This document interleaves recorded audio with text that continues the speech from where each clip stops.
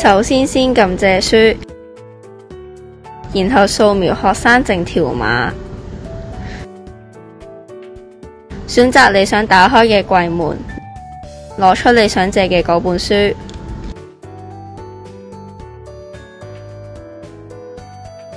請留意，如果因為揀書揀太耐而長時間未閂門嘅話，書櫃係會發出聲音提示你嘅，所以建議各位同學盡快攞出你想睇嘅書，然後閂門。閂門之後，檢查螢幕上顯示嘅係咪你所借嘅圖書，係嘅話就撳確定。另外，如果你攞出嘅書本數量已經超過咗你借書嘅限額，書櫃都一樣會發出警號提示你㗎。咁就請你重新開櫃門，放返攞多咗嘅書入去，關門之後再撳確定，咁樣借書嘅步驟就完成㗎啦。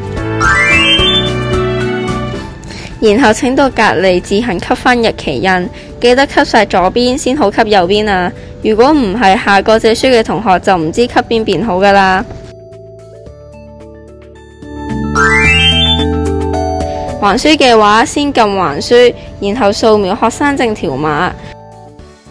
選擇多空位嘅櫃門，擺本書入去，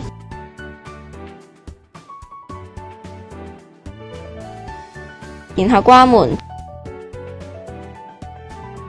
再撳確定，咁樣還書嘅手續就完成㗎啦。